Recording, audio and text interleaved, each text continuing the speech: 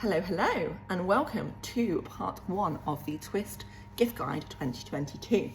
Now, I'm going to be going through 20 of our top picks for gifts for this Christmas for people in your life who love games, don't love games, aren't sure about games, have loads of games, have no games, and everything in between.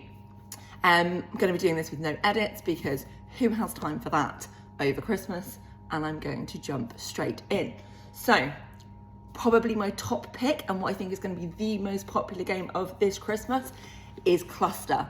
You may have seen this one if you spend a lot of time on TikTok or Instagram. It is the magnet game, a game where you have a stack of super nice to feel high-powered magnets, and you're trying to win the game by getting all of your magnets onto the table without causing magnets to cluster. It's great fun. Anyone can play this. A game will play in 3 or 4 or 5 minutes, but you will just want to keep playing it.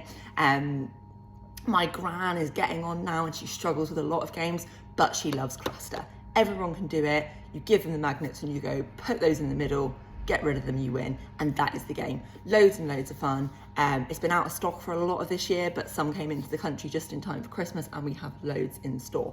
Really recommend this one. If you fancy games where you're kind of doing things in your hands, like dexterity games like Jenga, a bit like Cluster, we also have on our list Catch the Moon.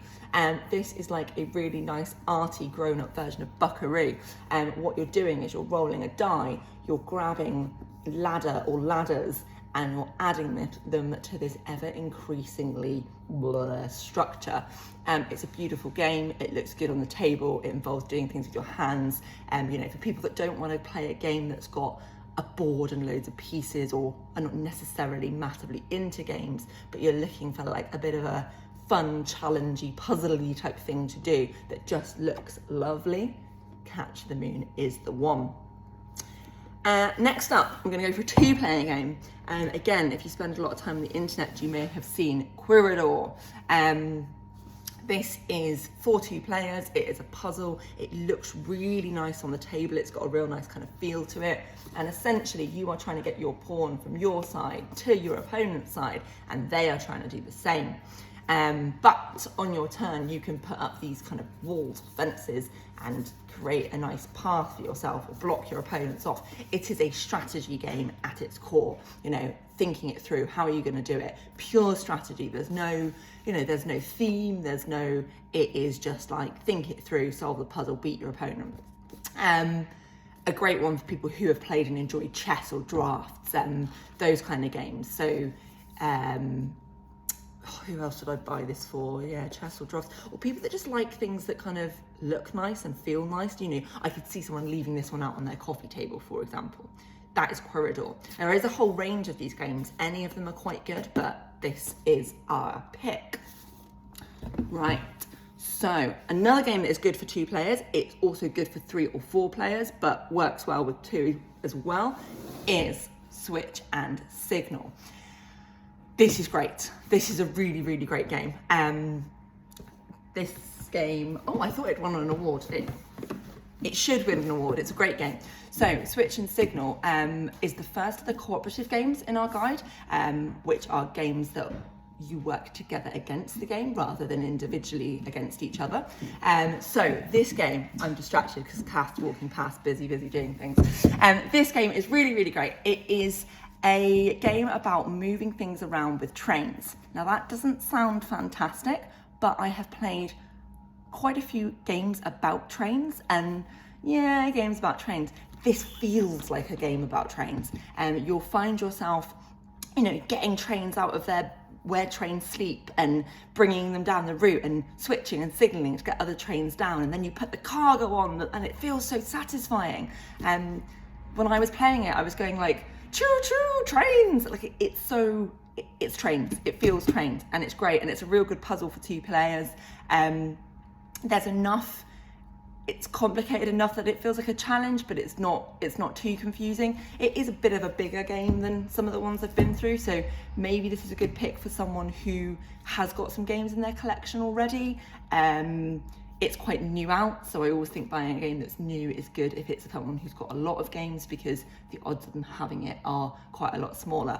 I would be really happy if I got this for Christmas. highly recommend. I'm going to stop just like babbling on about Switch and Signal now. So I'm going to continue down the route of games where you work together against the game, these kind of cooperative games, and go on to the Crew. The Crew is a cooperative trick-taking game. So trick-taking games are games where you lay a card down in the middle, everyone does the same, and whoever wins that trick claims it. But in the Crew, you're working cooperatively to do that. So I might need to win a hand that has something in, but this person needs to win something else, and we need to make sure that all of us win the correct hands so that we can complete the rounds. It's a great little game. This was my game of my kind of like friends holiday away this year. Every evening we're like, let's get the Crew out, and we got it out, and some levels you just smash through, and then other levels are really, really difficult, and then when you win it, everyone's like, yeah. A lot of fun in just a deck of cards. You need 3 players for this, but it works better with 4 or 5. So if you've got a bit of a group going on, it'll work really well. And it's a really good price point for the game that it is. It's like 14 quid, and you'll get a lot of fun out of the Crew. And then my final game for part 1 of the gift guide is a much bigger game. This is Robin Hood, The Adventures of Robin Hood. And this is also a game where you work together, but it's a storytelling game. So, it's big, there we go. This is the game for someone you want to spend a bit more on. You want to treat them to something quite kind of big and meaty that they're going to get a lot of play out of. It's not a legacy, well, it kind of is, yeah. It's a storytelling game. So someone who likes Dungeons and Dragons or role-playing games, or has kind of, if they've got something called legacy games, they're going to enjoy this one.